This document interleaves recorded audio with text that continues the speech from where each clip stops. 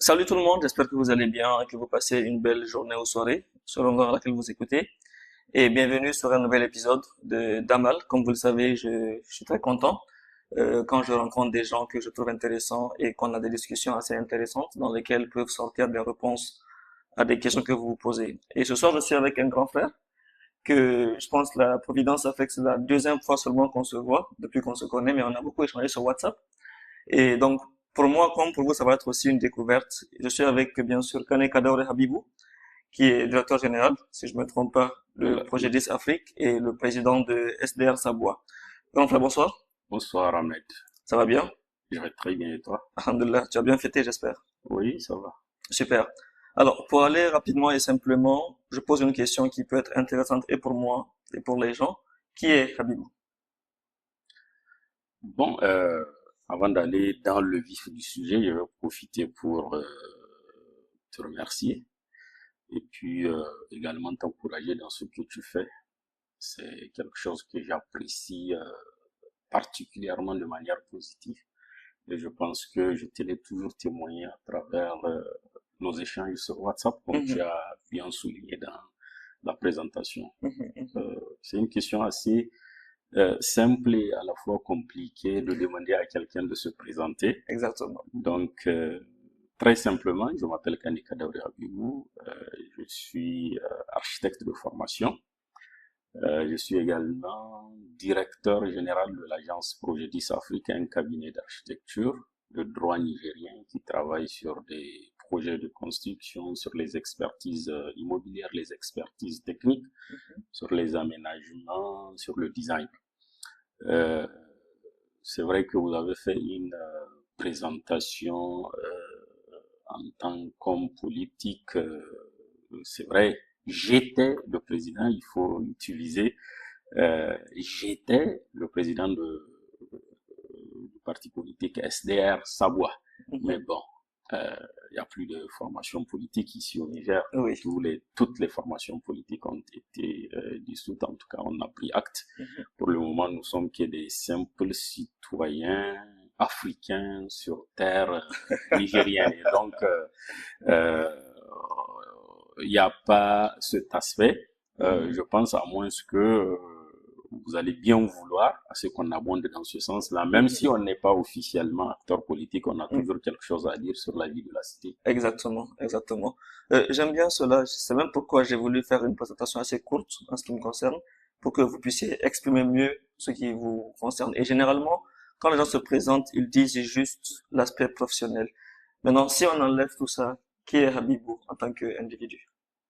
En tant qu'individu, Est-ce que c'est un grand frère? Est-ce que c'est c'est... vraiment un grand frère pour vous. Mhm, mhm, C'est un admirateur aussi de vos compétences, de vos valeurs, de tout ce que vous faites en tout cas pour impulser une dynamique assez mhm, intéressante à la jeunesse nigérienne en particulier, à tous ceux qui vous suivent sur les réseaux sociaux en général. mhm, Donc, en tant que qu'individu, euh, vous pouvez me considérer aussi comme un personnage public, hein, parce que bon, dès que vous abordez ma personne à travers mon nom, c'est vrai que bon, euh, on travaille sur les réseaux sociaux, on fait des publications sur les plateformes digitales, également pour éveiller la jeunesse nigérienne, la tirer vers l'excellence, la conscientiser, la sensibiliser.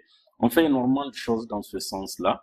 Je pense que moi, pratiquement chaque jour, j'envoie quelques publications et si vous regardez mes publications, c'est des publications allant dans le sens vraiment d'inviter la jeunesse nigérienne à un débat public beaucoup plus intéressant, plus mhm, engageant, qui va amener les gens vraiment à se départir de certaines considérations, à repousser les limites, à aller de l'avant dans la vie. mhm, mhm. Donc, je suis vraiment cet acteur politique, cet acteur sociopolitique, euh, et puis également on peut me classer dans le lot euh, des influenceurs entre guillemets. Hein, voilà. Donc, Je pense qu'on on va... va pas se soustraire de ce rôle-là parce que c'est ça qui est à la mode. Je Mhm. pense que c'est bon, même si souvent on conçoit ça de manière péjorative, Mhm. mais quand même être un influenceur, c'est quelque chose d'assez intéressant parce que quand tu produis du contenu, tu produis de la valeur autour de toi, tu dis des Mhm. choses intéressantes, tu partages aussi. Forcément, Moi, tu je pense que influences. c'est un rôle social Mhm. qui est à la mode parce Mhm. qu'aujourd'hui, avec la disparition pratiquement consommée des autres canaux d'information, laissant place aux réseaux sociaux, je pense que être influenceur, c'est quelque chose d'assez capital dans Mhm. nos échanges, dans la vie de la cité, Mhm. dans tout ce qui engage la société de manière générale. Mhm. Voilà qui est bien. Et j'aime bien cette assez longue présentation. J'ai envie de savoir est-ce que vous avez changé en grandissant? Je pose la question parce que beaucoup de gens, il y a, on va dire, tout un gouffre entre qui ils étaient dans leur jeune âge. Je parle de 15, 16, 17, 20 ans. Maintenant, plus ils grandissent avec les expériences, plus certains gagnent en maturité, ils deviennent plus mûrs. Et entre-temps, certains changent, mais il y en a qui parviennent à rester tels qu'ils ont toujours été.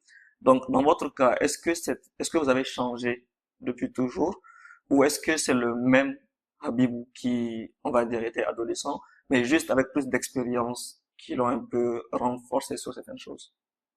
Bon, sur certains aspects, on peut dire que j'ai changé. Sur d'autres, je pense que ça, c'est la dimension caractérielle de l'homme.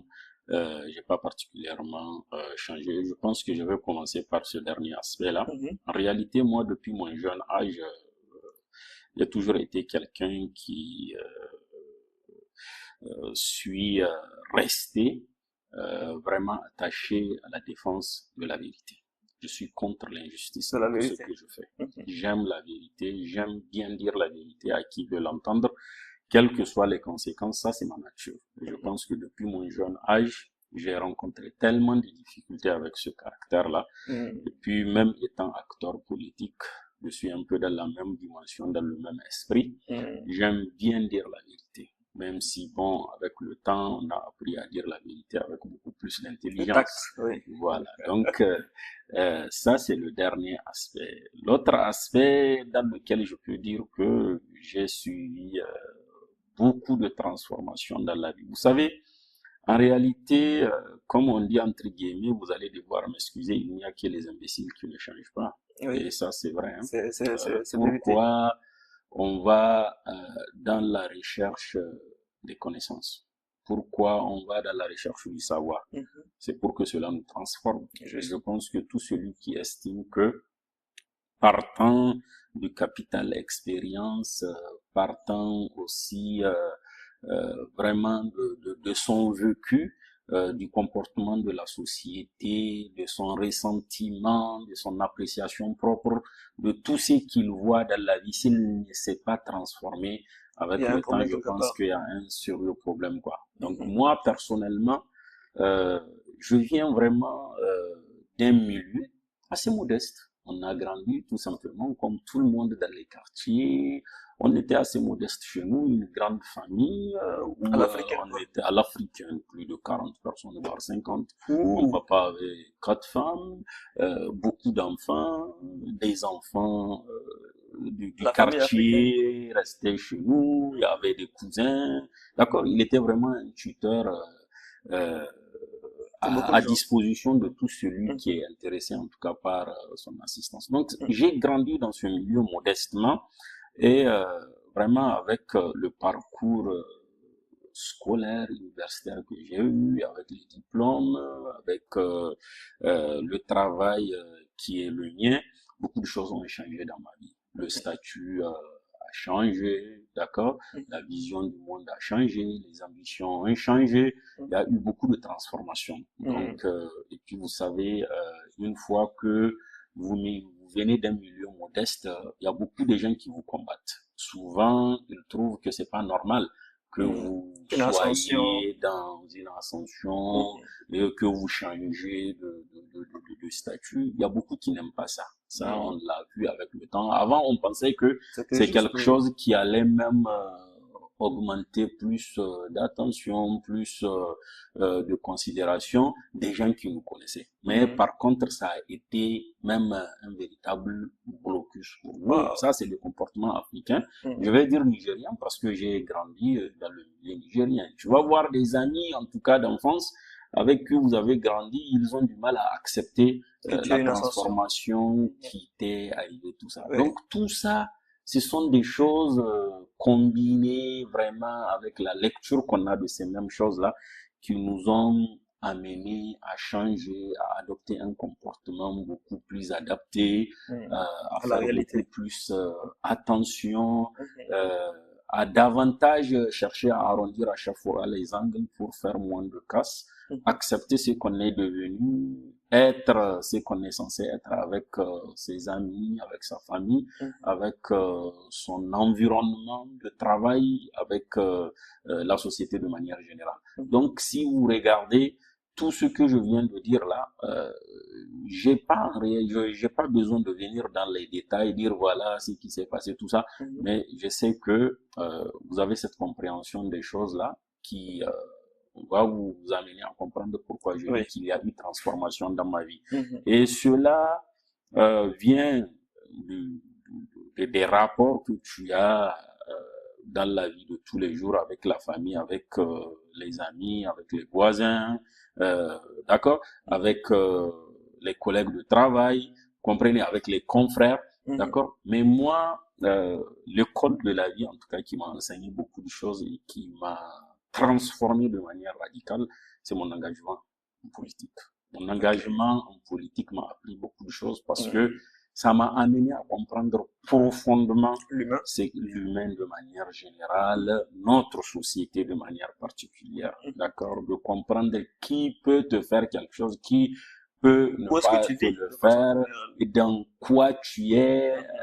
quel est véritablement le comportement des gens. Vous savez, vous pouvez chercher de la richesse, les gens peuvent vous aider à le faire, vous pouvez également chercher de la considération, du respect, les gens peuvent vous aider à l'avoir, vous pouvez chercher des connaissances, les gens peuvent vous aider à avoir cela. Mais je Mhm. vous garantis que dès que vous vous déclarez comme un candidat potentiel à chercher Le pouvoir. le pouvoir pour euh, Faire quoi que ce soit. amener les gens à s'organiser autour d'une cause, Mhm. c'est pour eux que vous le faites en réalité. Parce que tout celui qui cherche le pouvoir, Mhm.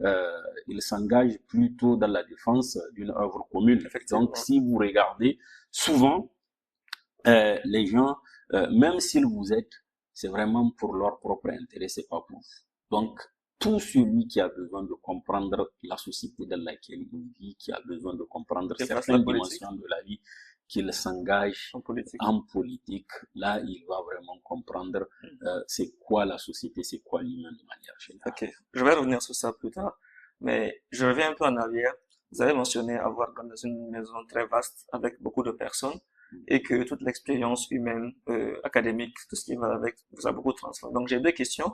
La première question, quelle est la plus grande leçon que vous ayez apprise en ayant côtoyé une cinquantaine de personnes dans votre concession? Et la deuxième question, c'est quelle est la plus grande transformation qui s'est produite dans votre vision du monde? C'est-à-dire, quel est le plus grand changement dans votre façon de voir les choses qui vous est arrivé dans votre vie? Donc, c'est deux questions. En fait, euh, la première question, la leçon que j'ai tirée dans le fait de grandir dans une famille assez élargie, Élargi comme ça. ça, ça se résume vraiment à l'acceptation de l'autre, De la différence et de tout la ce qui va. différence, de la diversité, parce que je vous avais dit qu'on n'était pas les seuls enfants de notre père. Oui. Il y avait les enfants du quartier, il y avait également Une les famille gens dont africaine. il était vraiment une vraie Une famille vraie famille africaine africaine au où tout le sens monde est tout le propre du monde, tout le terme monde de est tout le cousin, monde. tout le Donc, monde est frère. vous êtes enfant de ce père-là, mais il y a d'autres enfants, Mhm. d'accord, qui génétiquement, ils ne sont Qui ne pas sont ses pas enfants, enfants, mais mais que qui sont vous enfants êtes obligés d'accepter. acceptés comme étant enfants de Donc, votre papa. l'acceptation de l'autre dans la différence, d'accord, Mhm. et le fait d'évoluer euh, dans l'humilité. Ça, c'est la leçon que j'ai tirée. Parce que c'est ce qui nous a permis, en tout cas, d'évoluer. C'est ce qui nous a permis à d'autres de profiter vraiment de notre Père. Et aujourd'hui, on continue à rester en tout cas une famille soudée. Est-ce que vous l'avez appris tout seul ou bien c'est lui qui vous l'a enseigné, le papa? Le papa, il nous a toujours enseigné l'acceptation de l'autre, il nous a toujours enseigné l'humilité, il nous a toujours condamné à aller en macaranta, comme on dit. L'école, ça a toujours été vraiment le principal dans sa vie. Voilà. Il n'y avait pas suffisamment de moyens, mais à chaque fois qu'on dit à l'école, amener tel livre, acheter ceci, moi je me rappelle très bien, j'étais toujours le premier à amener cela à l'école. Malgré qu'il n'avait pas suffisamment de moyens, il y avait d'autres qui avaient des parents beaucoup plus aisés, mieux placés que nos parents. Mais lui, il était toujours dans cette attitude de mettre à disposition de ses enfants, ce qui peut vraiment nous amener à apprendre dans la vie. Donc ça, c'est la leçon que j'ai tirée du fait de vivre vraiment dans une famille large. Et la grande expérience qui m'a vraiment édifié dans ma vie, après avoir fait toutes ces réalisations, après avoir eu pas mal d'engagements dans ma vie, la leçon que je tire de cette expérience est que rien n'est jamais acquis. Il faut toujours continuer à travailler. Il faut toujours continuer à modéliser son environnement. Il faut toujours continuer à transformer et à mettre les gens qui sont avec toi dans les conditions qu'il faut pour que le monde bouge, pour que la famille même fonctionne, pour que l'entreprise se porte bien.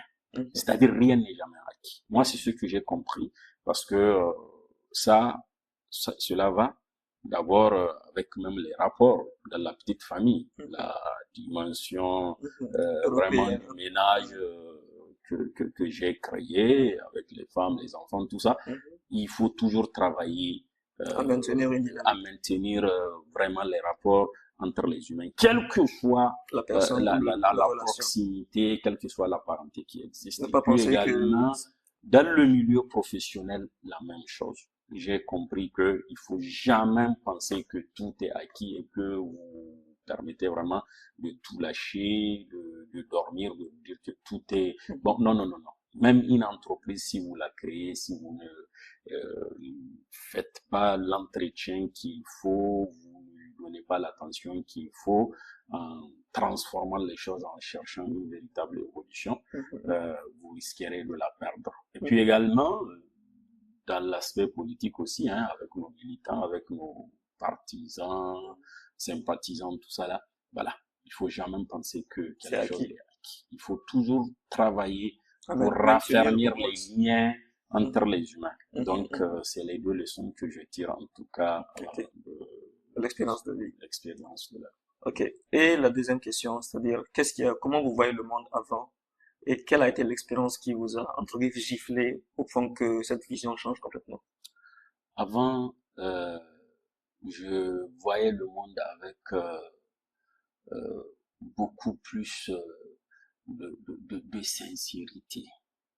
Vous pensez que les gens étaient sincères? Oui. Okay. Avec beaucoup plus de sincérité, je pensais que les gens étaient sincères, que moi aussi. Bien que les gens étaient comme vous, comme on le fait à tort très souvent. Voilà, moi aussi, je suis appelé à être sincère par rapport à tout, mais je ne vous cache rien, ça, il faut le dire, le monde n'est pas sincère. Voilà, le monde, ou bien la société, ou bien les gens, ils ne sont attachés qu'à leur propre intérêt. Ça, il faudrait le comprendre. Et je pense que si vous regardez un tout petit peu tous les grands savants qui ont travaillé sur la sociologie humaine, sur l'anthropologie, le comportement humain, mais je vous dis, ils ont tous tiré cette conclusion que l'humain il est beaucoup plus attiré par ses intérêts. Là où égoïste que voilà. altruiste. Donc, c'est pour ça, c'est en tout cas ce que j'ai compris, les gens ne sont pas sincères. Mais cela n'empêche quand même à ce que on travaille chaque jour pour créer le changement, pour les amener à voir beaucoup plus l'œuvre collective commune qu'on peut construire à l'échelle d'une communauté, à l'échelle d'un pays. Et cela se résume, si vous voyez un peu en économie. Je sais que vous avez cette notion-là de l'économie où Adam Smith faisait comprendre que les humains, ils sont comme ça. Et à chaque fois que ce soit à l'échelle d'une entreprise, d'accord, ou bien à l'échelle de la société, chacun travaille sur un registre qui défend ses intérêts. Mais c'est en travaillant sur ce registre-là, défendant les intérêts des uns et des autres, que vous allez finir par travailler sur une œuvre commune, quoi. Vous comprenez? Donc moi, je suis d'accord avec Adam Smith et je pense que ce qu'il a dit, c'est ça qui caractérise nos sociétés modernes. Et donc, ne pas s'attendre à la sincérité des gens. Ça, c'est ce que j'ai découvert. Au début, je croyais à la sincérité, mais j'ai fini par toujours dire la vérité, toujours être sincère. Pas sincère. Mais cela ne m'a pas amené à ne pas être sincère. Je suis resté moi-même en étant sincère, dans une dimension, si vous voulez, un peu plus travaillée, plus réfléchie, en étant assez méticulé, attentionné vraiment à ce qu'on fait, et que le plus difficile n'est pas de voir que les gens ne sont pas sincères, ou bien d'admettre qu'ils ne sont pas sincères, mais qu'est-ce que vous faites par après avoir su de cela. sincérité des gens. Voilà, si vous n'êtes pas préparé à accepter que les gens sont comme ça, c'est beaucoup plus difficile à digérer. Et avec le temps, quand vraiment je m'étais retrouvé dans un âge avancé, avec de l'expérience professionnelle, avec également de l'expérience dans le milieu politique, la leçon que je tire est peut-être assez simple, hein, mais ça je le dis, je le dis vraiment, ça peut représenter beaucoup de choses et il faudrait peut-être davantage creuser en profondeur pour voir ce que je vais dire par ça. C'est quelque chose qui est raconté régulièrement, qui est dit banalement, d'accord, mais c'est très profond. Je veux dire qu'on n'est jamais roi chez soi. Vous comprenez? Expliquez. Ce que je vais dire, si vous grandissez dans une société, les gens de chez vous-même, ils ont du mal à accepter ce que vous êtes réellement capable de faire. C'est des gens qui sont à l'écart, qui sont loin de vous. C'est eux qui voient les valeurs, le potentiel que vous représentez. Et ça, c'est quelque chose vraiment qui fait en sorte que beaucoup de choses stagnent dans nos sociétés. On a du mal à accepter que l'autre est capable de faire quelque chose. Peut-être plus que moi. Exactement.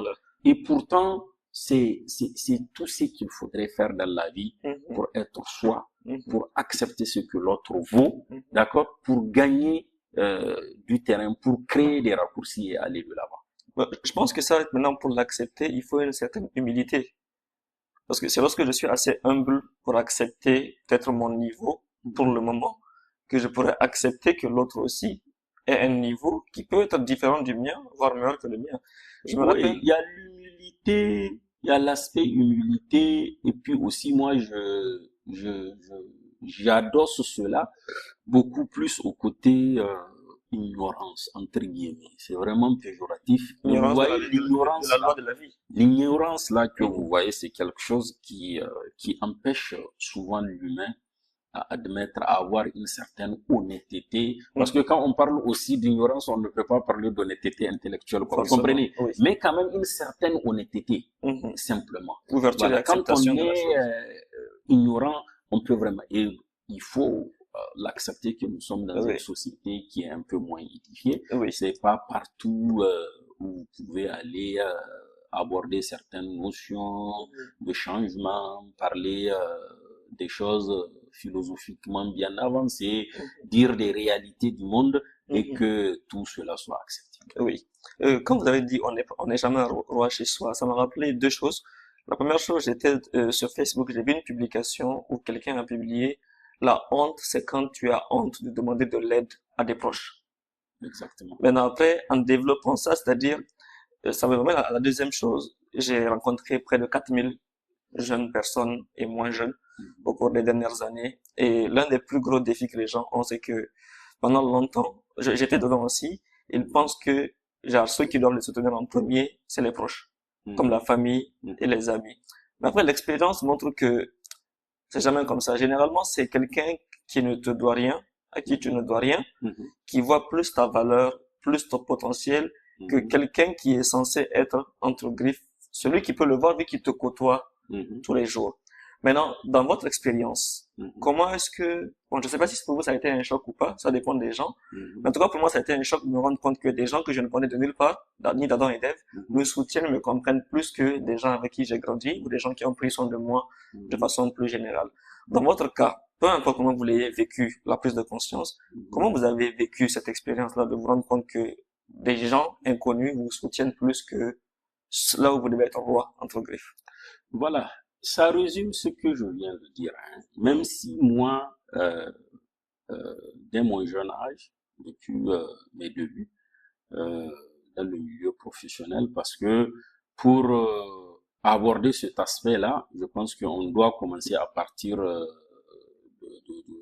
du milieu professionnel, à partir du moment où ma vie professionnelle avait Commence. commencé. Quand j'étais étudiant, euh, tout ça là, je n'attendais absolument rien de personne, hein. La seule chose que moi je voyais devant moi, c'était mes livres et mes cahiers, Mhm. donc la recherche de connaissances. Là-bas, vous n'avez pas des leçons Forcément. à tirer, des conclusions à tirer sur Effectivement. le comportement des gens. Mais quand Effectivement. j'avais commencé à exercer dans le milieu professionnel, c'est là-bas que j'ai commencé à lire le comportement des gens sur qui je pouvais penser que Ok. vraiment les facilités pouvaient venir d'eux. Mais Oui. vous savez, deux fois, hein, si vous avez une prédisposition d'esprit, de ne compter que sur vos propres efforts, c'est un peu plus facile pour vous Oui. de franchir cette étape de Mhm. la vie là. Et moi, je pense que j'ai toujours été de ceux-là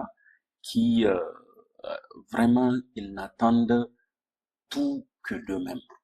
Oui. Je suis vraiment très croyant, je suis un musulman pratiquant, je suis très attaché aux valeurs islamiques. Mhm. Donc moi je crois que sur qu'à mes propres efforts. Tout ce que je peux attendre de quelqu'un là, je fais pas de ça vraiment une fin en soi. Il faudrait nécessairement qu'il le fasse pour que moi je devienne quelque chose. Mhm. C'est-à-dire, je remets tout dans les mains de Dieu et Voilà. j'avance. Et ça m'a beaucoup aidé dans le milieu professionnel parce que je me rappelle très bien, euh, je suis diplômé de 2006. Mhm. Après mon diplôme en 2006, arrivé ici au Niger, bon, comme je l'ai souligné, je suis architecte.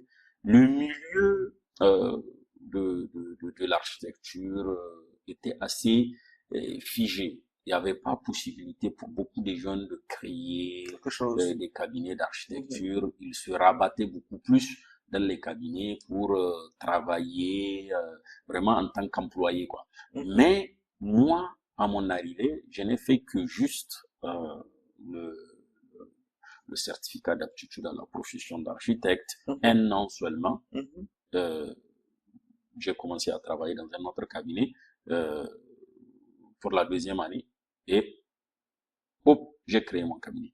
Je suis En sorti 2008. comme ça, sans aucune garantie, sans aucun projet en promesse, Mhm. sans absolument rien du tout, sans connaître quelqu'un ici à Niamey, parce que moi, j'ai pas grandi ici à Niamey, j'ai grandi à Maradi. Mhm. Donc, j'avais pas des parents qui pouvaient vraiment m'impulser, me propulser. Mhm.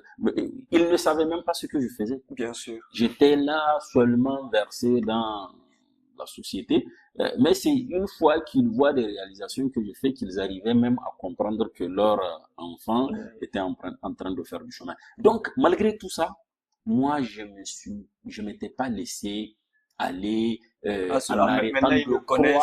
en moi Voilà. ou bien à aller chez quelqu'un d'autre pensant que c'est à lui vraiment d'édifier mon cabinet, de forger ma personnalité. Et donc, du coup, je n'ai compté que sur mes propres efforts, sur mes propres qualifications et mes compétences. Je pense que cela a produit beaucoup de valeurs autour de moi, de valeurs que moi j'utilise, quoi. Vous comprenez, dans laquelle je puise. C'est pour ça que, considérant les difficultés, en tout cas, qu'on a connues de la création du cabinet jusqu'à aujourd'hui, même si on traverse des périodes de tension, on les traverse avec beaucoup de philosophie, avec beaucoup de résilience.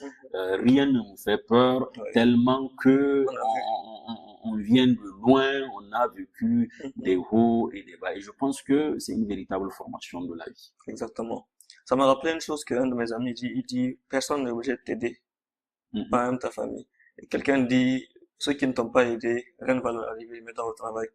Et c'est un truc que j'aime bien parce que souvent quand je discute avec les jeunes, on a l'impression qu'ils espèrent que quelqu'un vienne mettre un turbo ou un Une coup de baguette pouce, magique, une baguette quoi. magique, voilà, dans Ouais. leurs affaires.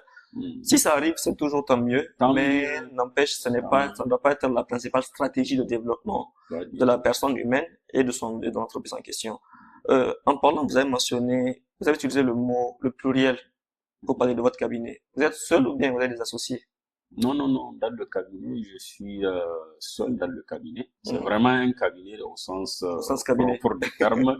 C'est vraiment une société d'architecture, mais à l'échelle individuelle. Mais toujours est-il que moi, je suis quelqu'un qui recommande vraiment à la jeunesse nigérienne de beaucoup plus privilégier l'association dans les entreprises. C'est très important. Par exemple, un cabinet reste vraiment un cabinet pour un architecte, hein, c'est-à-dire on n'a pas besoin de mettre en place une société d'architecture où il y a plusieurs associés. L'architecte a une marque, il a vraiment une façon de faire, il a un courant de pensée architectural qui est le sien, il a sa démarche. D'accord, il a ses connaissances, il a une école à laquelle il appartient, un savoir-faire. Mais donc, normalement, toute la démarche du cabinet doit ressembler à la façon de faire de l'architecte principal, quoi. S'il y a des grands projets, comme ce n'est pas le cas ici au Niger, il n'y a pas de problème, hein. On peut créer des sociétés d'architecture sur des grands projets, il n'y a pas de problème. Mais pour le cas du Niger, vraiment, à notre époque-là, il n'y a pas ces grands projets, on ne travaille que sur des petites opérations, ce qui veut dire que être vraiment nombreux dans le cabinet, étant associé, c'est pas quelque chose de recommandable, hein, à l'échelle des cabinets d'architecture, parce que beaucoup ont fait l'expérience. En tout cas, tous ceux qui se sont mis ensemble, tous les architectes qui se sont mis ensemble ici au Niger, là, ils avaient fini par se séparer, chacun avait créé son cabinet. Et donc, ce qui veut dire que c'est une formule qui ne marche pas. Mais cela n'est pas directement absolu, exactement, merci du terme. Il n'est pas applicable, hein, de manière générale à toutes les entreprises. Voilà, l'actionnariat, c'est vraiment important dans les entreprises.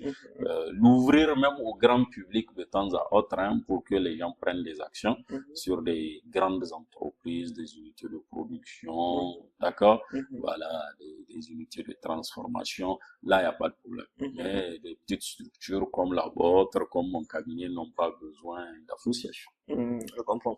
Super. Tout à l'heure, vous avez parlé de Maradi. Il y a un truc que j'ai remarqué chez les gens de Maradi. Vous n'êtes pas comme les autres. Je sais pas, qu'est-ce qu'on vous apprend là-bas dans votre jeunesse?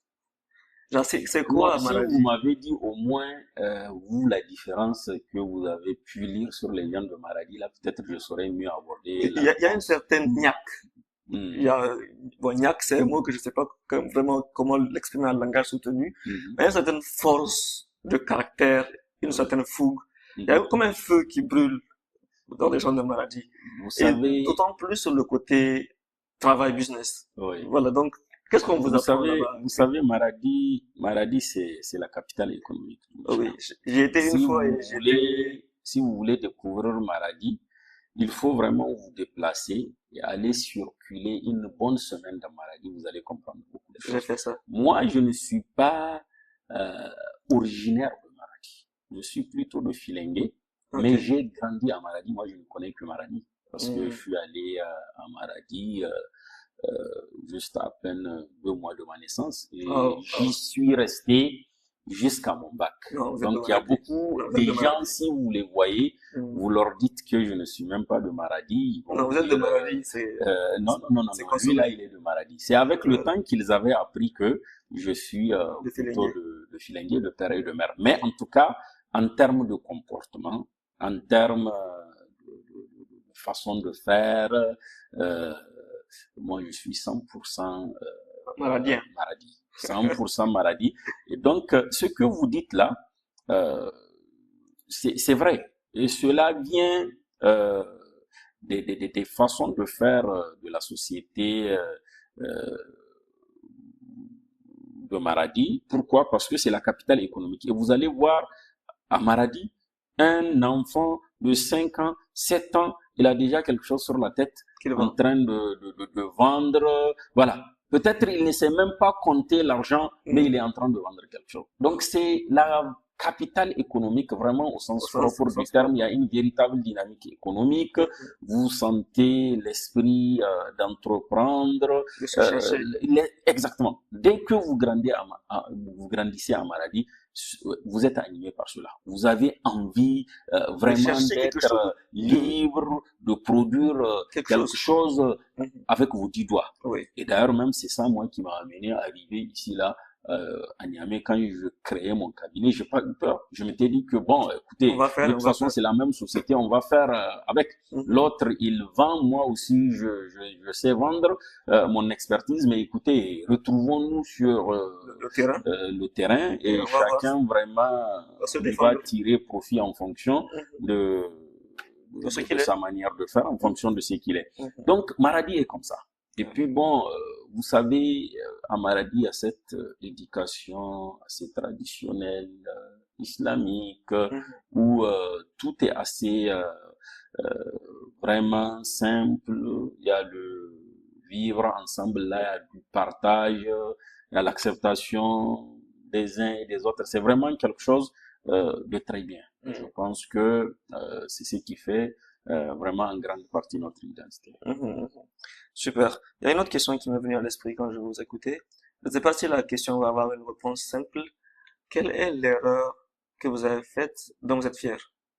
Vu En peut-être réalité, l'apprentissage plus tard. toutes les erreurs que j'ai faites dans ma vie, j'en suis fier des erreurs que j'ai faites dans ma vie.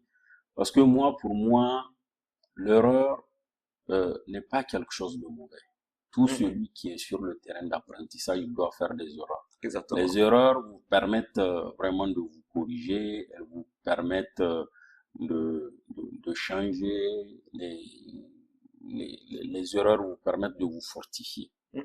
Mhm. si vous percevez ces erreurs-là comme des épreuves de la vie. Mhm. Vous comprenez? Oui. Certes, il y a de la douleur au début, Mhm. peut-être même de la souffrance avec le temps, Oui. mais c'est des épreuves souvent dans la vie qui font en sorte que vous construisez une véritable personnalité autour de vous. Donc, tout ce que j'ai eu à faire comme erreur, Mhm. vraiment, moi, je ne le regrette pas parce que quelque part, ces erreurs-là, je me répète, ils m'ont appris des choses, ils m'ont donné des leçons, ils ont corrigé mon ascension, ils ont corrigé ma manière de voir la vie, ils ont corrigé la qualité de mes rapports avec les autres.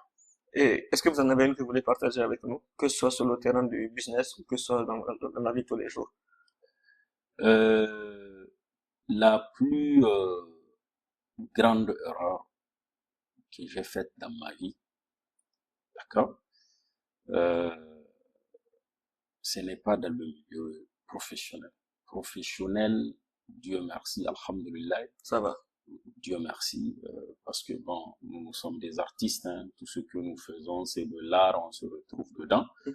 Alhamdulillah, ça ne m'a jamais créé des pépins, ça ne m'a pas amené vraiment dans l'environnement juridique, judiciaire, les gens ne m'ont jamais convoqué par rapport à mon travail, j'ai toujours su le faire Mhm. de manière professionnelle et efficace et les gens sont contents de ce Et que je réglo. leur fais. Honnêtement, par rapport au travail, il n'y a absolument rien du tout. Mhm. Mais la plus grande erreur que j'ai faite, moi, dans ma vie, c'est vraiment dans le milieu politique. Ok. Ah ouais. Donc, on fait, on allait y C'est revenir tôt ou c'est tard. dans le milieu politique. Pourquoi je dis c'est dans le milieu politique? Vous savez, euh, vous pouvez avoir une vision euh, de la vie, une vision de la société. Vous pouvez même transformer cette vision-là en un véritable Plan. plan, en un véritable projet de société. Mhm. C'est ce que j'ai fait. Parce que moi, je suis quelqu'un qui suis toujours dans des petites bricoles, en train de penser à faire ceci, à faire cela, pour apporter vraiment le changement dans la société à laquelle j'appartiens. Mhm. Et donc, en créant ma formation politique, j'ai pas ouvert cette formation politique-là en termes de fondation. Je l'ai pas ouverte aux gens que j'estimais être vraiment capables de m'accompagner. Mhm. J'ai fait ça de manière modeste en invitant Les des proches. amis proches, d'accord? En invitant des amis proches, Mhm. en invitant des membres de la famille Mhm. pour au moins jeter les bases Mhm. de cette formation politique-là Mhm. et constituer un véritable noyau qui va nous permettre vraiment Mhm. de produire de l'admiration autour de nous et attirer les autres. Mhm. Très malheureusement, la plupart des gens à qui j'ai fait confiance, on a commencé, ils avaient fini tous par me décevoir, sauf quelques-uns. Donc, je m'étais retrouvé seul face à ce projet-là. Mhm. J'ai assumé, j'ai financé, je suis allé. Tous les autres que j'avais estimé être là, à savoir des membres de famille, des amis très proches, je pensais qu'ils allaient venir de nous 10 doigts, chacun va apporter sa contribution dans la patience, dans La persévérance. une façon de faire vraiment assez cordiale, familiale, mais c'était pas ça. La plupart des gens étaient de très mauvaise foi. Par contre, ils m'avaient même mis les bâtons dans les roues. C'est pour ça, au début de la présentation, là, je vous disais que tout ce que vous pouvez chercher dans la vie, les gens peuvent vous aider à l'avoir. Mais la voie de la recherche du pouvoir, là, d'accord, elle est tellement escarpée, elle est tellement glissante au point où votre propre frère, même père, même mère, peut vous créer vraiment des problèmes sur le chemin de la conquête du pouvoir. Ok. Avant-hier, dans un épisode que j'avais enregistré avec un ami, on parlait de critères d'évaluation. Donc, j'ai l'impression, en vous écoutant, que au début de cette formation politique, le critère d'évaluation de la sûreté du projet pour vous était, on va dire, le lien qui vous unit avec les gens, dans le sens où plus on est proche hors de la fondation, plus si on se met ensemble, ça peut marcher. Et vous avez dit que l'erreur que vous avez faite, c'est de ne pas l'ouvrir à des gens extérieurs compétents qui auraient pu vous accompagner. Je pense que ça revient un peu à ce que vous avez dit qu'on n'est pas roi chez soi, dans le sens où souvent un inconnu compétent peut être plus utile qu'un proche qui peut être compétent aussi, mais qui a son agenda, comme on le dit. Bon, je vais faire un pas en arrière. Qu'est-ce qui vous a motivé à être dans la politique? Est-ce que c'est un rêve d'enfant? Non, non, non, non, non. Étant enfant, moi, je ne pensais pas à la politique. Je voyais vraiment des personnalités dans ma famille directe. Je voyais également des personnalités autour de nous qui étaient vraiment voisines à nous. D'accord? Mais moi, je n'avais pas ce rêve-là d'être un homme politique. J'étais, alhamdoulilah, un élève assez brillant à l'école. J'ai fait la série C scientifique, j'ai eu mon bac avec mention bien. Donc, après le bac, même après le bac, je ne pensais pas à la politique. Moi, je me voyais être un militaire dans l'armée de l'air. C'était la seule chose qui m'intéressait. Quand j'ai eu mon bac en 2000, d'accord, j'ai même choisi la série C parce que c'est la série qui permettait vraiment d'avoir, de passer au test pour aller dans l'armée. Moi, je voulais être un pilote. C'est tout ce qui m'intéressait dans la vie. Voilà.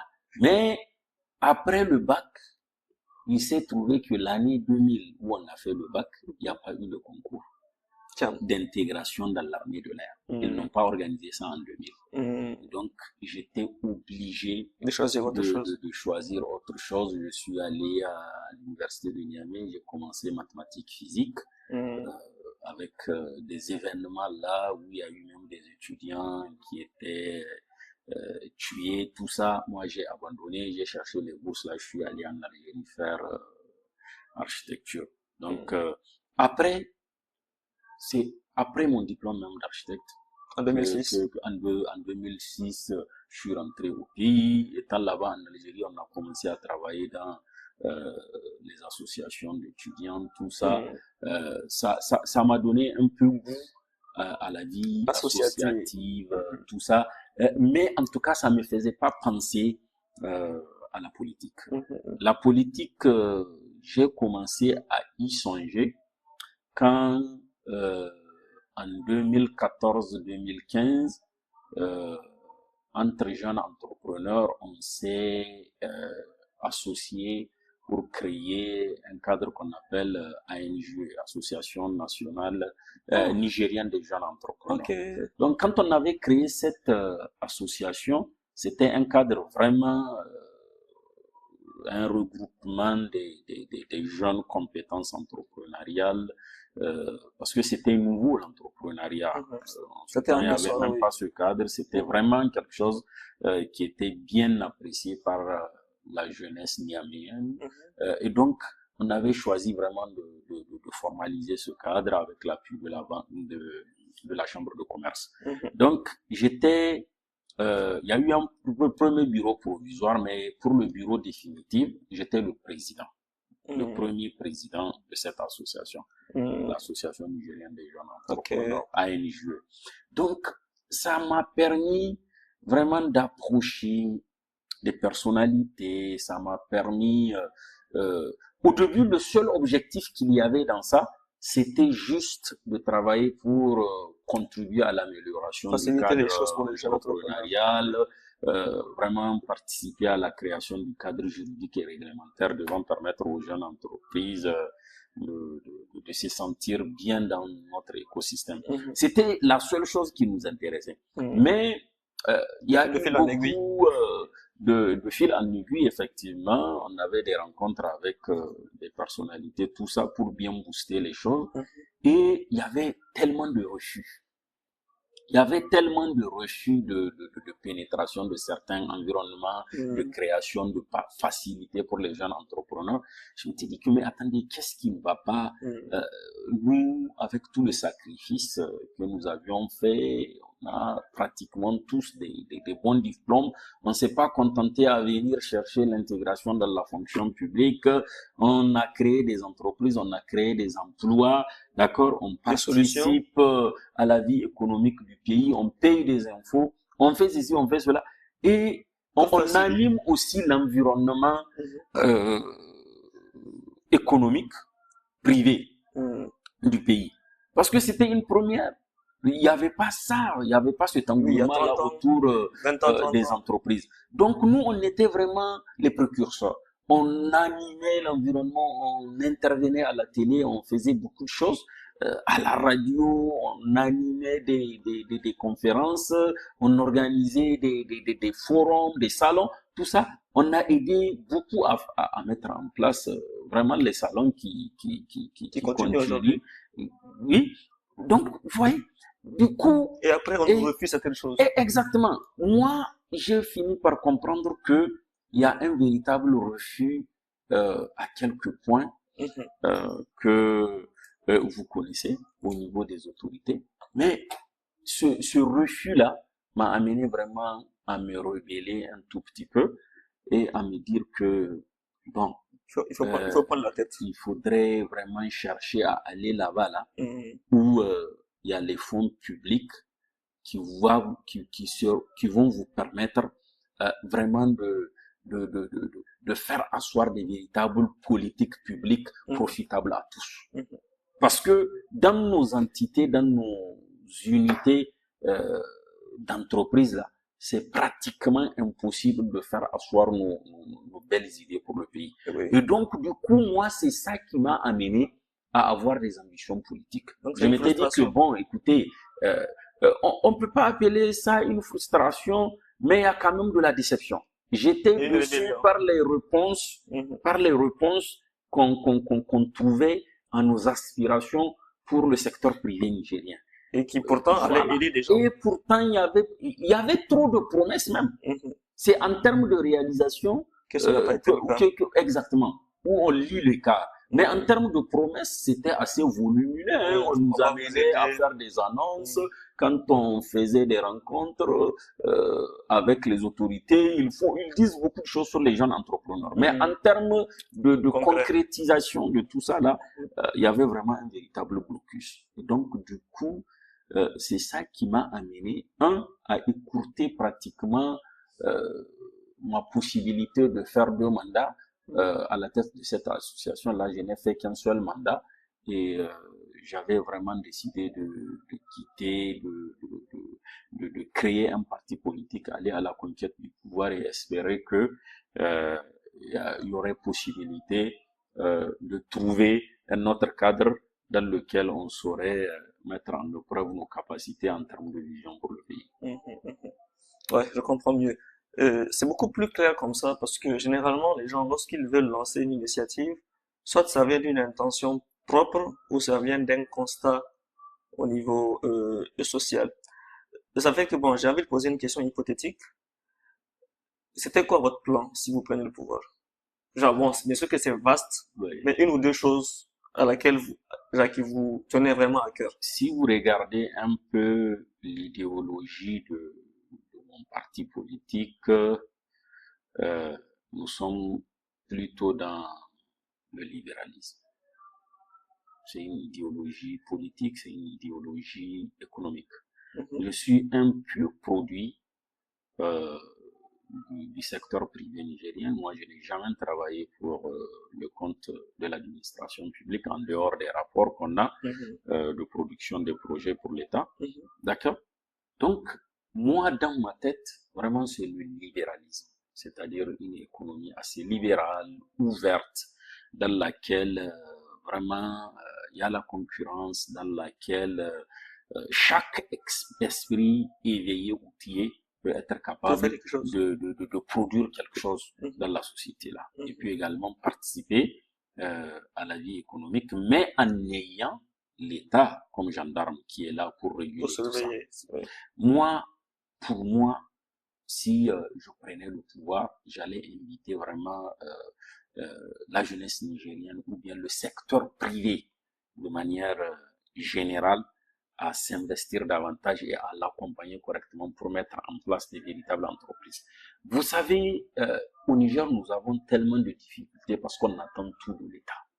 Alors que toutes les grandes puissances économiques là que vous voyez de part et d'autre, ce sont des puissances qui se sont construites, d'accord, parce qu'ils ont accordé de l'importance au secteur privé, surtout en termes de production locale, en termes de transformation au niveau local de ces productions-là, d'accord, et puis également en termes d'accorder beaucoup plus d'importance au capital humain. Il y a beaucoup de pays qui ont connu un véritable essor économique, social, pas parce que ils avaient des moyens ou des ressources naturelles, mais parce qu'ils ont mis l'accent sur la qualité du capital humain. Donc moi, c'était les deux aspects sur lesquels je voulais travailler. Économie libérale. D'accord. Économie libérale, libéraliser les différents secteurs économiques du pays et travailler sur le capital humain parce que moi je me dis que l'éducation, c'est la base de cette chose. Il faut donner de l'éducation aux citoyens. Vous allez voir, c'est eux qui vont faire un vrai pays. Et ça ne se fait pas en 2 ans, 3 ans, 4 ans, non. Vous pouvez être celui qui a initié cette éducation-là, d'accord? Si les gens arrivent à vous le reconnaître, tant mieux. Mais cela produira des effets, d'accord, tôt ou tard, peut-être à un moment où vous ne serez plus aux affaires. Et je pense que tout celui qui a besoin, en tout cas, d'impulser une véritable dynamique économique à un pays, il doit travailler sur ces deux registres-là que je viens d'évoquer. En résumé, il doit libéraliser l'économie, il doit faire en sorte que les entreprises soient aidées par l'État, pas des entreprises d'État, mais que le secteur privé soit aidé par l'État. Si vous regardez aujourd'hui Trump, qu'est-ce qu'il est en train de faire? Toutes les décisions qu'il prend là. Mais c'est des décisions qui arrangent les entreprises américaines. Il veut que les entreprises américaines vraiment puissent produire tout ce dont les Américains ont besoin en décourageant, d'accord, la concurrence venant de l'extérieur. Oui. Donc, je pense que ici au Niger, nous avons vraiment une possibilité ou bien des possibilités assez larges, d'accord, de créer et de défendre un véritable avantage comparatif, d'accord, au niveau de notre économie. Si ça là est fait, en encourageant le secteur privé, en l'appuyant, d'accord, en travaillant beaucoup plus sur la bancarisation pour que les gens comprennent que le secteur financier est même d'ailleurs le plus grand levier pour donner plus de vie à l'économie, surtout dans le secteur privé, aux entreprises. Voilà. Si on comprend cela et puis on travaille l'éducation des gens, je pense que on aurait tout gagné. En tout cas, moi, ma vision, c'était cela. Oui. Et j'aime bien parce que, bon, en vous écoutant, il y a plusieurs choses qui me viennent à l'esprit. Question éducation, je me rappelle une fois, je parlais avec quelqu'un, j'ai dit, tu vois, on a fait des échangeurs et des passerelles, mais on n'a pas éduqué les gens à les utiliser correctement. Ce qui fait que les passerelles finissent souvent par devenir des dépotoirs ou bien des douches Ah, mais elles sont même devenues des dépotoirs. Voilà. Si vous partez maintenant au grand marché, vous partez partout où il y a les passerelles là, partout où il y a les grandes infrastructures routières là, les échangeurs. Mais vous montez, vous allez voir, c'est du n'importe quoi. Exactement. Les SDF sont là-bas. Les gens qui ont besoin de faire leurs besoins, ils partent là-bas haut pour le faire, c'est pas leur problème. Et donc du coup, c'est pour ça deux fois, moi en tant qu'architecte, quand je vois des politiques publiques visant à tout simplement investir pour investir, les projets architecturaux là que vous voyez, même les projets des grands équipements, des grandes infrastructures routières, normalement c'est des projets qui se font après avoir établi, après avoir même établi, c'est vrai, préparer la société parce que ça concourt à préparer la société, après avoir fait une véritable étude de faisabilité, une véritable enquête sociologique, d'accord, qui doit vraiment travailler sur la vision de cette même société-là. C'est vrai qu'il faut tirer la société vers l'excellence, amener les gens à changer tout ça, mais deux fois, il faut encore savoir faire des choses à l'échelle de la société. Petit à petit, cette même société va vivre des transformations, elle va être beaucoup plus exigeante. Mais si vous prenez quelqu'un, vous l'amenez à un niveau qui lui est totalement étranger là, mais il ne saura pas se comporter convenablement, se repérer, il ne saura pas comment gérer tout ça. Et je pense que nous sommes un peu dans vraiment ces contraintes-là, dans cette différence entre, ou bien cet écart entre ce que les gens peuvent, d'accord, et ce qu'on leur impose. Oui. Donc je disais, déjà il y a ça, le fait que souvent on fait des choses alors que les gens ne sont pas prêts pour qu'on fasse ça pour eux. Et dernièrement, je me suis beaucoup intéressé à l'histoire de façon générale, mais aussi à l'histoire du pays. Et je me suis rendu compte que dans les années 1950-60, on pouvait lister au moins 15-20 pays qui étaient moins bien classés que le Niger, en termes de ressources, en termes de développement et tout ce qui va avec. Et quand on regarde un demi-siècle plus tard, c'est carrément des mondes différents. Et je pense, ça rejoint un peu ce que vous avez dit, parce qu'on n'a pas mis assez l'accent sur le capital humain. Peu importe ce que quelqu'un dispose, comme on dit, le meilleur outil devient un fardeau dans les mains d'un abruti, entre griffes. Voilà.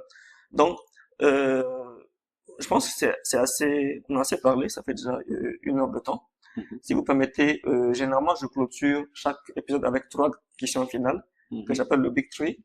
Donc, si ça vous va, on va aller dessus et après on termine. Allons-y. Ok.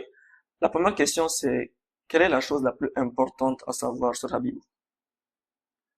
La plus importante à savoir sur moi. Oui. Euh, Moi, je pense que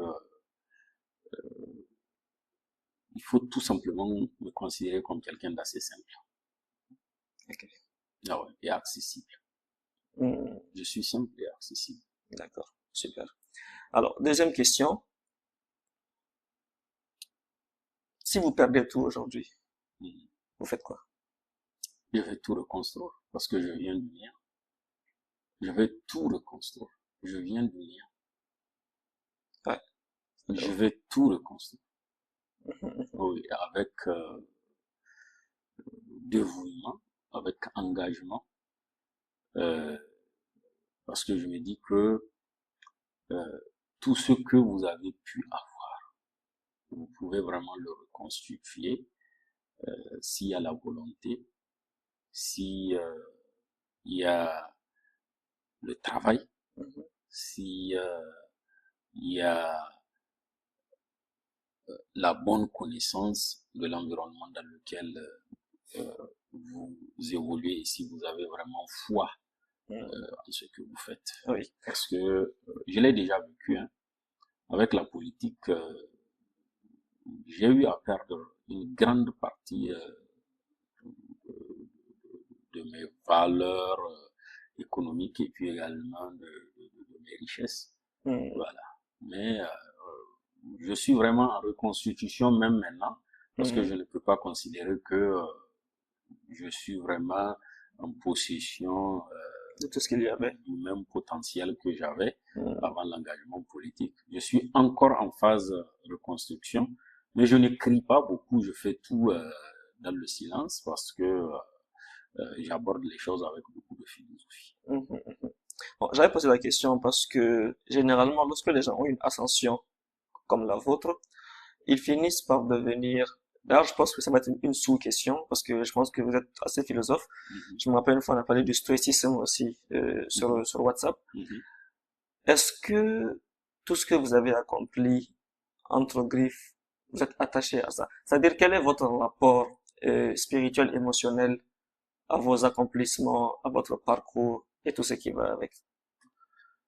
Vous savez, vous avez parlé du stoïcisme. Mhm, Le rapport que euh, vous êtes appelé à avoir avec tout ce qui est matériel, métaphysique. Ça, c'est un rapport euh, qui ne doit pas particulièrement influencer qui vous êtes dans mhm, votre esprit, dans mhm. votre âme, le Oui, mot que vous aimez beaucoup. Donc, euh, la dimension spirituelle, c'est extrêmement important pour un homme. Si vous avez, vous arrivez à travailler correctement votre personne. dimension spirituelle, euh, c'est ce que vous n'aurez jamais euh, à perdre dans la vie. Oui.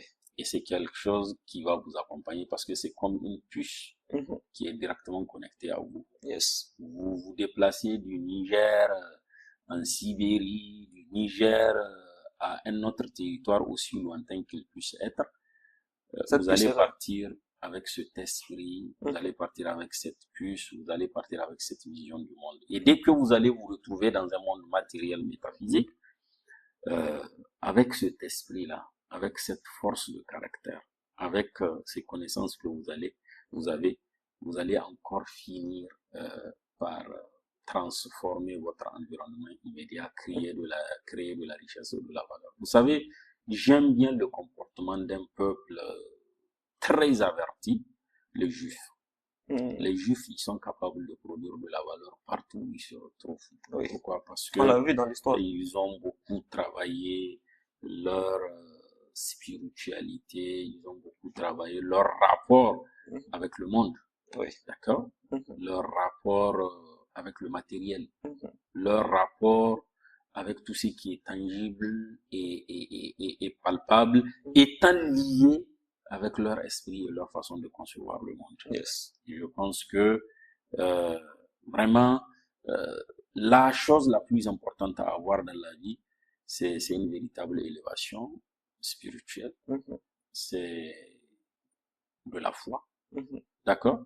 C'est euh, c'est-à-dire les gens ne doivent même pas rester à la dimension religieuse, ils doivent être très spirituels, parce que être spirituel, c'est encore plus avancé que d'être religieux. La religion, c'est juste des pratiques vraiment définies, Mhm. d'accord, par des institutions que nous connaissons très bien. Mhm. Et la dimension spirituelle va au-delà de ça. Mhm. C'est entre vous et cette énergie, d'accord, suprême qui est là, Mhm. autour de vous, qui Mhm. vous suit partout. Mhm. Donc, moi, je pense que pour revenir répondre tout simplement après avoir fait tout ce développement-là à votre réponse, Mhm. euh, les relations que j'ai avec tous les accomplissements, c'est vraiment des relations spirituelles. Moi, je reste vraiment assez spirituel, je reste assez euh, compréhensif de mon environnement, tout en évitant à ce que les influences extérieures, en tout cas, aient de l'emprise sur moi. Mhm. Et que le matériel ne sert pas à grand chose, c'est quelque chose qui peut être reconstitué Mhm. à tout moment. Qui Par part, qui contre, revient, si vous perdez vraiment beaucoup de votre spiritualité, de la moralité que vous êtes appelé à avoir dans la société, c'est vous avez très beaucoup parlé difficile à à reconstituer. reconstituer. Mhm. Super. Alors, la troisième question, je pense que ce sera aussi une question à deux volets. Premier volet, si aujourd'hui, je ne le souhaite pas, j'espère que vous allez vivre 100 ans ou plus que ça. Si aujourd'hui si vous partez ce soir, Mhm. est-ce que vous serez fier de votre vie et est-ce que vous n'aurez aucun regret? Là où je suis fier en tout cas de ma vie. Je suis fier de ma vie sur tous les aspects. Alhamdulillah, vraiment. Ok. Je suis resté moi-même, c'est ça le plus important. Mhm. Je suis resté aux valeurs, d'accord, et principes qui m'ont été enseignés chez moi par mes parents. Je suis resté solidaire aux choses bien indiquées que j'ai apprises dans la vie. Mhm. D'accord? Je suis resté correct avec la société. Euh, je suis également, selon mon appréciation, peut-être la famille dira aussi son appréciation, je suis resté un bon père de famille parce que je m'occupe bien de mes enfants, de mes épouses, de tout celui qui est chez moi. Je m'occupe bien de mon entreprise, de mes employés dans la limite de mes capacités. Mhm. Je n'ai vraiment pas de problème particulier avec les gens parce que naturellement, je suis quelqu'un qui reste dans son Et coin. ancré. J'ai pas trop de fréquentation. Mhm. Je suis souvent dans mon coin. La solitude ne me dérange pas. Mhm. Je peux rester toute la journée de 17h jusqu'à 22h dans ce bureau-là sans recevoir quelqu'un d'autre. Ça ne m'a jamais dérangé. Voilà. Et rester également avec les gens ne me pose pas problème.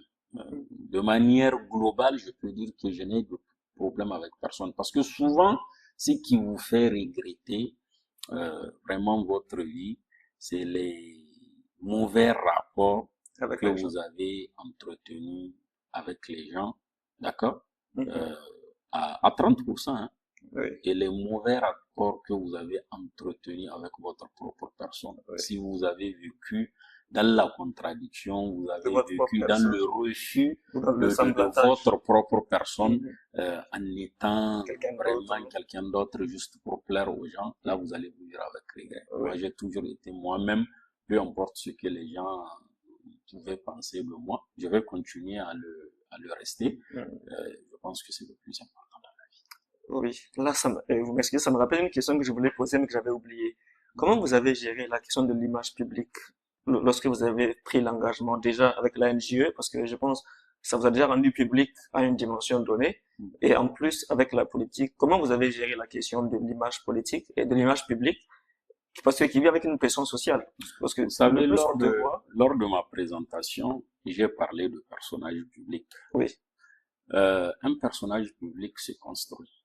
Vous le construisez vraiment à travers votre vision, vous le construisez à travers vos prises de de position, position à de travers décision. vos rapports avec la société, avec l'environnement.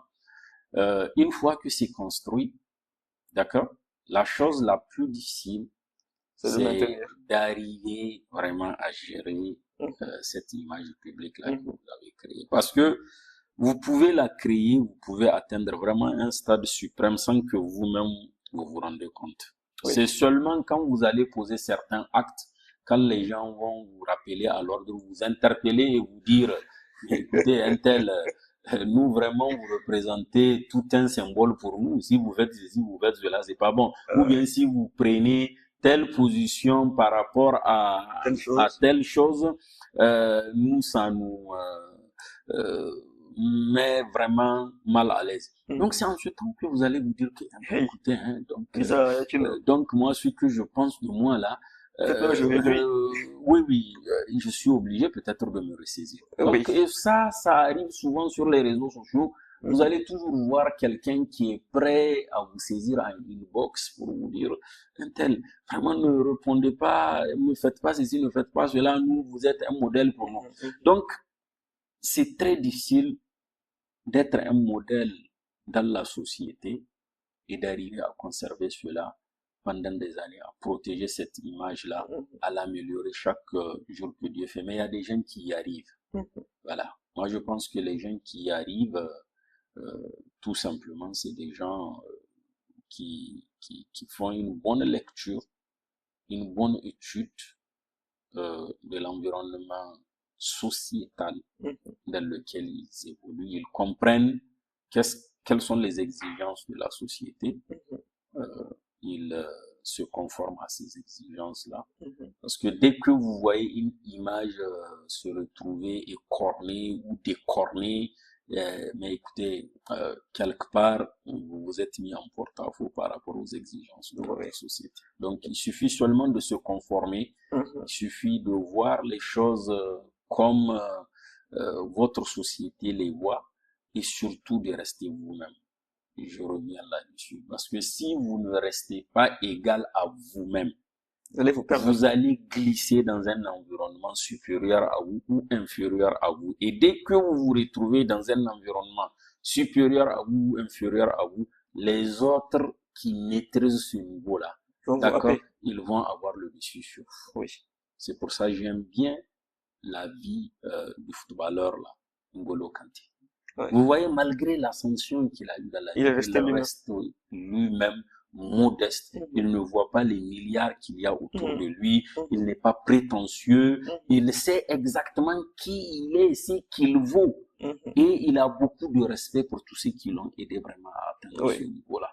Donc, et tout ça, c'est les résultats d'être soi-même en tout lieu et en toutes circonstances. Sans pour autant fléchir ou bien donner aux gens la possibilité de lire vos faiblesses, de se moquer de vous. Non, non, non. On peut avoir beaucoup de valeurs, conserver ces valeurs-là, rester modeste, humble, traverser vraiment les péripéties de la vie sans problème. J'avais rigolé parce que vous avez dit que la chose la plus difficile, c'est de maintenir une image qu'on arrive à développer et que souvent on ne se rend même pas compte de la puissance de l'image que lorsqu'on gaffe. Exactement. Et je pense que c'est dû au fait que les gens, ils ne disent jamais ce qu'ils apprécient réellement chez quelqu'un. Il faut justement qu'il y ait une situation comme ça pour qu'ils viennent dire tu es un modèle pour moi, tout ce qui va avec.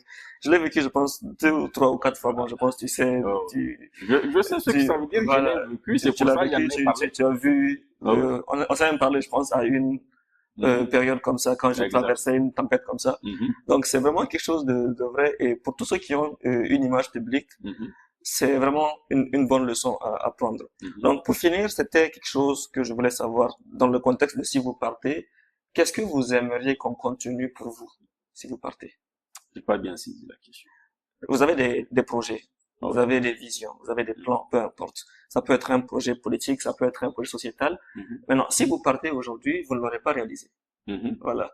Donc, qu'est-ce que vous aimez que quelqu'un, que ce soit quelqu'un qui vous connaît, ou juste naturellement parce que son âme ou sa personne ressemble à la vôtre, dans comment il voit les choses, qu'est-ce que vous aimeriez laisser comme héritage qu'on continue et qu'on réalise après vous?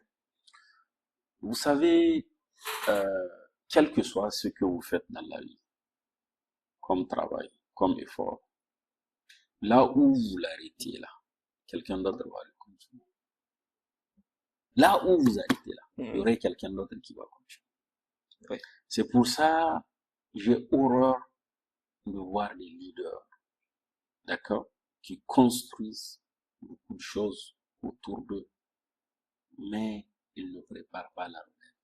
Parce que le meilleur visionnaire, le meilleur dirigeant, c'est celui qui, Prépare sa mort. dès le premier jour, pas qu'il prépare, c'est celui qui, dès le premier jour qu'il accède au pouvoir, dès le premier jour qu'il commence à commander, d'accord, à présider à la destinée des hommes là, à partir de ce premier jour-là, il commence à penser à ce qui viendrait après lui. C'est à partir de ce moment-là que vous allez commencer à faire le jalonnement nécessaire, indispensable qu'il faut. Si vous allez attendre un an avant votre départ, ou vous ne savez même pas quand est-ce que vous allez aller, d'accord, vous allez disparaître, vous n'avez rien préparé. Là, vous n'avez pas appris à être un bon dirigeant. Le bon dirigeant, le bon leader, c'est celui qui prépare vraiment la relève. Je ne vais pas vous dire que peut-être je suis en train de préparer cette relève-là de manière pratique.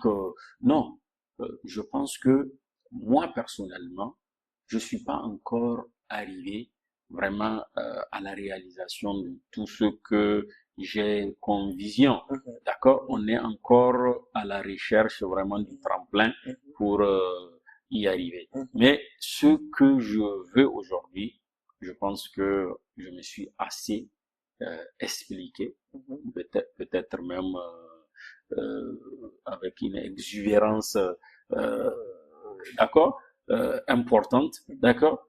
J'ai beaucoup parlé, j'ai beaucoup partagé parce que on peut me considérer comme étant bavard, je dis, je parle trop. Mais écoutez, j'ai partagé une vision d'un Niger auquel j'aspire et que j'aimerais que les Nigériens de manière générale aspirent vraiment à ce Niger nouveau. Là, c'est pour ça que j'ai appelé mon parti politique Sabwa. Et mon projet de société adossé à ce parti politique-là s'appelle le projet Niger Sabwa. Niger Sabwa, ça veut dire un nouveau Niger. Donc, j'ai réagi aux actualités politiques. J'essaie vraiment d'impulser une nouvelle façon de voir les choses à la jeunesse nigérienne. Je pense que j'ai beaucoup dit, j'ai beaucoup écrit. D'autres j'ai diffusé, d'autres j'ai pas diffusé. Ceux qui sont à côté de moi, ils ont eu accès vraiment à beaucoup de choses, des réflexions que j'ai produites avec la rigueur à l'échelle de mes connaissances intellectuelles. Donc, la chose que je vais souhaiter avoir si aujourd'hui je quitte ce monde-là, c'est d'avoir vraiment un héritier, pas un héritier génétique, hein, je ne parle pas de ça. Moi, en termes de vision, exactement, je vois plus quelqu'un qui va partager la même vision que moi, qui va avoir la même abnégation, le même dévouement de défendre ces idées-là, d'accord, en tout lieu et en toutes circonstances. En tout cas, si j'arrive à trouver quelqu'un qui va continuer à voir les choses comme moi je les vois, parce que honnêtement, je ne vous cache rien, je pense que si moi on met ce pays-là, le Niger, dans mes mains, je saurais vraiment le transformer avec beaucoup d'efficacité, les gens seront surpris des résultats. Super. Une question rapide. Papa est en vie? Papa n'est pas en vie, ça fait 13 ans qu'il est décédé. À son âme. Qu'est-ce que vous pensez qu'il pense de vous actuellement? En fait, on s'était séparés en très bons termes parce que il était passé me voir la dernière fois où on s'était vu. Il n'est jamais venu parce qu'il n'était pas ici à Niamey, il était à Dosso, là où il a pris sa retraite. Il était resté là-bas. Donc, quand il venait ici à Niamey, il n'est jamais allé voir mon cabinet. Il sait que bon, je me débrouillais très bien. C'est déjà bon. C'est déjà bon, il n'est pas assez curieux, tout ça là. Il me laisse vraiment évoluer de mes propres ailes. Donc, la dernière fois où moi je l'ai vu, d'accord, Un mois comme ça avant son décès, il est arrivé à Niamey, il était parti. Il m'a dit qu'il est arrivé à Niamey et qu'il viendrait me voir à mon cabinet. Hmm. Il m'avait trouvé à mon cabinet, j'étais à l'époque vers le Nouveau Marché. Donc quand il est arrivé, il est resté comme ça, un peu Il regarde à gauche, il regarde à droite. surpris de l'environnement qui appartient à son fils. Euh, il a regardé, et la première des choses qu'il m'a dit, parce que moi, mon papa n'a pas été à l'école, hein, Hmm. il n'a pas été à l'école, c'était un auxiliaire de la fonction publique. Hmm. Il gagnait très peu, Mhm. mais il partageait beaucoup de valeurs d'intégrité avec nous, Mhm. d'accord? Et il m'a dit, Habibou, yanzu tubarakalla, ma'aikatar ga taka haka ne take? Hmm. En français, ça veut dire que Masha'Allah, gloire à yanzu, Dieu. donc, mon fils, euh, ton entreprise là ressemble à ça là, moi je savais pas. Je lui ai dit oui, papa. Hmm. Et il m'a dit que Dieu t'aide à aller davantage plus loin.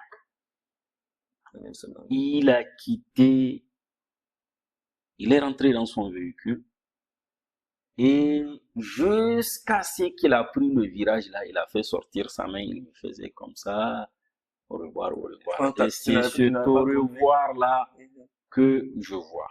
Hmm. D'accord? Il m'a fait ce au revoir là à l'heure là. Et le jour où il est décédé, il venait chez moi Et c'est un pour chemin. euh, le baptême de ma fille, ma deuxième fille. Hmm. Donc ils étaient 10 dans le véhicule, c'est une double cabine, mais il y Hmm. avait 8 personnes qui étaient décédées. Ils ont fait un accident sur la route d'Osso. Donc la nuit, je voulais en venir à ça, avant qu'il ne quitte d'Osso, euh, la nuit vers 22 heures, j'avais acheté un grand boubou. Un D'accord? grand? Bleu, un grand boubou. J'aime la couleur bleu ciel. Hmm. Un grand bazin, quoi. Je Mhm. lui ai envoyé. Quand je lui ai envoyé, il est passé à Rimbo. Je me rappelle très bien prendre ça. Et il m'a appelé pour me dire qu'il a vu ça. Vraiment, grand merci. Demain, il va porter ça pour venir au baptême de ma fille. Hmm. Et qu'il est très fier de moi, qu'il me remercie infiniment pour tout ce que je lui ai fait. Et que dans la vie, je connaîtrai pas la honte. C'est la dernière parole entre moi et mon père. Dans la vie, tu ne connaîtras pas la honte. Et alhamdulillah, tout ce que j'ai traversé comme tempête, Il n'y a pas eu de honte. tout ce que j'ai traversé, les gens ont cherché A plus B. de toute manière à me détruire, à me unir, à faire en sorte que tout ce que j'ai construit ne vale rien. Mais wallahi, wallahi, je le dis et je le répète et je suis prêt à le répéter partout. Jusque-là, moi, j'ai pas connu la honte dans ma vie. Tout ce que j'aborde et j'entreprends, je le fais avec courage, je le fais avec succès, parce que moi-même, l'échec représente un succès pour moi parce qu'il m'apprend quelque chose. Mhm. Et la plupart des gens qui s'instituent en ennemi à mon égard là, alhamdulillah, avec le temps, ils finissent par se désillusionner et comprendre qu'ils ne peuvent rien contre moi. Ça, c'est puissant. J'ai envie une autre question encore. C'est toujours intéressant. Et qu'est-ce que vous direz au petit Habibou si vous le revoyez à Maradi là-bas? Ah, je vais lui Qui dire, courait, qui courait. je vais lui dire de rester lui-même, de davantage étudier, parce que à Maradi, il y a une bibliothèque qu'on appelle la bibliothèque du point d'interrogation, BPI. Il est toujours là Elle aujourd'hui. est toujours là, je pense bien, parce qu'elle est rattachée à la mission catholique Mhm. et évangélisante de Maradi. Mhm. Donc, moi, j'étais toujours là-bas. J'ai un ami d'enfance qui, lui, peut-être il part là-bas une fois par semaine ou Mhm. 2 fois par semaine, mais à chaque fois, quand il part là-bas, moi, il me Habibou est là. retrouve dans le coin, en Mhm. train de lire quelque chose, en train de chercher à comprendre Mhm. certaines vérités scientifiques. Mais il m'a donné un surnom hein, un petit sobriquet, que les autres ont également considéré, ils m'appelaient comme ça, Algène MDPI. Cela veut dire le petit génie qui est toujours à la bibliothèque de point d'interrogation. D'accord? Algène MDPI. Parce que lui, à chaque fois, quand il vient, il me trouve là-bas. Lui, il n'a pas des jours pour aller, mais à chaque fois, il me trouve à la BPI. Et c'est vrai, tant que je n'étais pas au lycée, à l'école, moi, je n'aime pas les fadas. Jusqu'à présent, tout celui qui te dit qu'il m'a une fois vu assis dans une fada, là, il ment.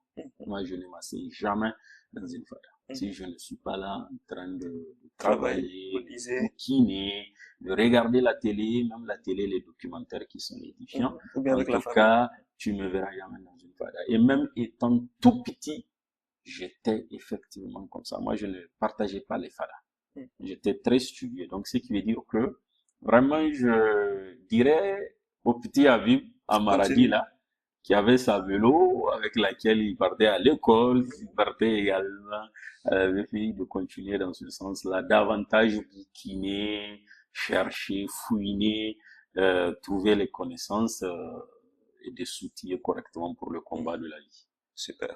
Enfin, merci beaucoup. C'est à moi de te remercier. C'était un grand plaisir de discuter avec toi. Ça fait pratiquement 1h20 minutes. Et je pense qu'il y a eu beaucoup d'éléments de réponse pour toute personne qui a ne serait-ce qu'une ambition entrepreneuriale ou politique, ou même juste des leçons de la vie. Je pense que c'est toujours important. Et merci beaucoup de m'avoir reçu. Merci pour le temps accordé. Donc, s'il y a des questions après que les gens posent ou qu'ils veulent savoir, peut-être je reviendrai pour une deuxième session. En tout cas, c'était un grand plaisir de parler avec toi. Et comme les gens j'avais dit au début, pour moi aussi c'était une découverte parce que en 3 ans, 4 ans, je pense, c'est la deuxième fois qu'on se voit. Mais cette deuxième fois seulement, toute la discussion dépasse tout ce qu'on a dit en 2 ans, 3 ans sur WhatsApp. Donc merci beaucoup à toi et pour tous ceux qui nous écoutent. Si vous avez des questions, si vous avez des interrogations, vous pouvez me les poser à moi ou au grand frère. Il y a sa page Facebook, je pense, non? Qui a le même nom il y a d'autres réseaux sociaux, comme Twitter ou X. Non, je suis beaucoup plus centré sur Facebook. Voilà, on est deux. C'est bizarre, hein, je ne sais pas pourquoi. Non, on est deux. Mais moi, je cherche vraiment pas à créer d'autres pages. Parfait, non, on se comprend. Donc, tout ça, et pour ceux qui veulent de la construction, passez à Projet 10, on va vous faire beaucoup de choses assez intéressantes. Merci beaucoup, grand frère, et je pense qu'on se dit à la prochaine fois. À tout moment. Merci.